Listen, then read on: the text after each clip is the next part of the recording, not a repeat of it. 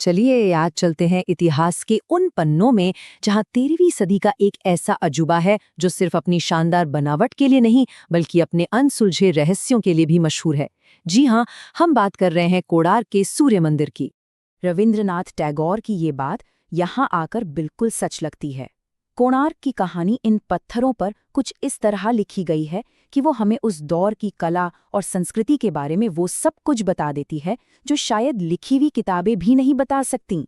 जरा इसके आकार का अंदाजा लगाइए। एक जमाना था जब इसका मुख्य शिखर आसमान में करीब करीब 229 फीट की ऊंचाई तक जाता था, और आज जो हमारे सामने है वो मुश्किल से 128 फीट का है। और यही वो सबसे बड़ा सवाल है कि आखिर इतना भव्य शिखर गया तो गया कहाँ? तो इस मंदिर की कहानी एक सपने से शुरू होती है। ये सपना था पूर्वी गंगवंश के एक बहुत ही महत्वाकांक्षी राजा नरसिंहदेव प्रथम का। ये सिर्फ एक मंदिर बनाने का सपना नहीं था, बल्कि सूर्यदेव के लिए पत्थर का एक चलता फिरता रथ बनाने का एक बहुत बड़ा संकल्प था। और इस असाधारण सपने को सच करने के लिए 13वीं सदी के 1200 बेहतरीन कारीगरों ने दिन रात एक कर दिया। ये सिर्फ एक संख्या नहीं है, ये उन 1200 लोगों के हुनर और अटूट लगन की एक बेमिसाल कहानी है। देखिए, इसकी टाइमलाइन भी अपने आप में एक कहानी कहती है। काम शुरू हुआ 1250 ईस्वी के आसपास और इसे बनने में करीब 12 साल लगे। लेकिन दिलचस्प बात तो ये है कि इसके बनने के 300 साल बाद भी 16वीं सदी में अबुल फजल की आईने अकबरी में इसका जिक्र एक बहुत ही जीवंत और मशहूर तीर्थ स्थल के तौर पर मिलता है। कहते हैं ना, किसी भी इमारत की किस्मत उसके पत्थरों में ही लिखी होती है। यहाँ ज्यादातर खोंडालाइट पत्थर का इस्तेमाल हुआ, जो थोड़ा नरम था। इसे तराशना तो आसान था, लेकिन ये वक्त और मौसम की मार ज्यादा नहीं झेल सकता था। शायद यही इस शानदार इमारत की सबसे बड़ी कमजोरी बन गया। तो चलिए अब जरा उस दौर में वापस चलते हैं जब ये मंदिर सिर्फ पूजा करने की जगह नहीं था, बल्कि उस समय के समाज और विज्ञान का एक बहुत बड़ा सेंटर हुआ करता था। जरा उस जमाने की कल्पना कीजिए, जब कोई जीपीएस या नेविगेशन सिस्टम नहीं था। तब समुद्र में जहाज चलाने वाले नाविकों के लिए इसका विशाल गहरे रंग का शिखर एक लाइट हाउस की तरह काम करता था। इसीलिए यूरोप से आए नाविकों ने इसे ब्लैक पैगोडा नाम दिया, जबकि पास का पुरी जगन्नाथ मंदिर व्हाइट पैगोडा कहलाता था। मंदिर के गेट पर ही एक बहुत गहरा फिलोसॉफिकल मैसेज छिपा है। एक शेर जो घमंड का प्रतीक है, एक हाथी जो दौलत का प्रतीक है, दबोचे हुए है, और इन दोनों घमंड और दौलत के बोझ तले एक इंसान कुचला हुआ पड़ा है। ये एक सीधी सीधी चेतावनी है कि कैसे प्राइड और वेल्थ इंसानियत को खत्म कर सकते हैं। लेकिन क्या आप मानेंगे अगर मैं कहूं कि ये पत्थर का रथ सिर्फ एक मंदिर नहीं, बल्कि एक विशाल और बेहद सटीक घड़ी भी था? चलिए देखते हैं ये कैसे काम करता था।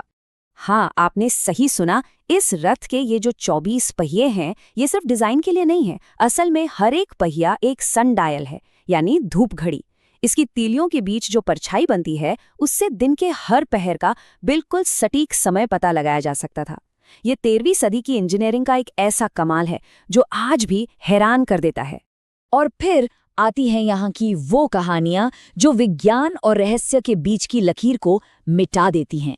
कहा जाता है कि मंदिर के शिखर पर एक बहुत बड़ा चुंबक था, इतना ताकतवर कि वो सूर्यदेव की मूर्ति को हवा में लटकाए रखता था और पास से गुजरने वाले जहाज़ों के कंपास को भी भटका देता था। तो सवाल फिर वहीं आकर खड़ा हो जाता है, इतनी एडवांस टेक्नोलॉजी और शानदार कला वाला ये मंदिर आखिर खंडर में कैसे बदल गया?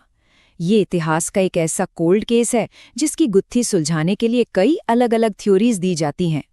तो देखिए, इसके गिरने को लेकर कई थ्योरीज हैं। कुछ एक्सपर्ट्स मानते हैं कि ये प्राकृतिक कारणों से हुआ, मतलब कमजोर खोंडालाइट पत्थर सदियों की मार नहीं झेल पाया।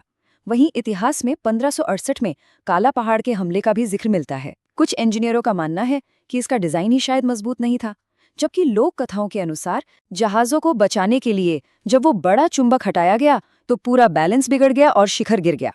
तो हुआ ये कि 18वीं सदी आते आते ये शानदार जगह पूरी तरह वीरान हो गई। इसका मुख्य शिखर तो कब का गिर चुका था और जो कुछ बचा था वो भी जंगल में गुम हो गया था। इसी दौरान इसके बहुत ही सुंदर अरुण स्तंभ को यहाँ से निकालकर पुरी के जगन्नाथ मंदिर के सामने लगाया गया, जहाँ ये आज भी सुरक्षित है। लेकिन हर बड़ी कहानी की तरह कोणार्क की कहानी भी अंत के बाद फिर से शुरू होती है। इसने एक भूले बिसरे खंडहर से भारत के सबसे जाने माने सांस्कृतिक प्रतीकों में से एक बनने का सफर तय किया है। अंग्रेजों के जमाने में इसे बचाने की कुछ शुरुआती कोशिशें हुईं।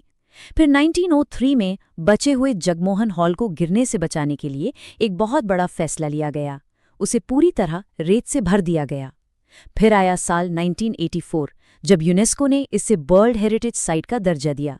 और अब 100 साल बाद उसी रेत को हटाकर इसके अंदर के रहस्यों को जानने की एक नई कोशिश शुरू हो चुकी है। आज इसकी अहमियत इतनी ज्यादा है कि कोणार्क का वही चक्र जो वक्त और विज्ञान का प्रतीक है, हमारे 10 रुपए के नोट पर छपा हुआ है, जो इसे हर दिन हमारी जिंदगी का एक हिस्सा बनाता है। सदियों का इतिहास, विज्ञान और कला, सब कुछ अपने अंदर समेटे ये पत्थर आज भी खामोश हैं। पर जरा सोचिए, अगर इन्हें जबान मिल जाए तो ये अपने दौर के और कितने अनकहे राज हमारे सामने खोल देंगे।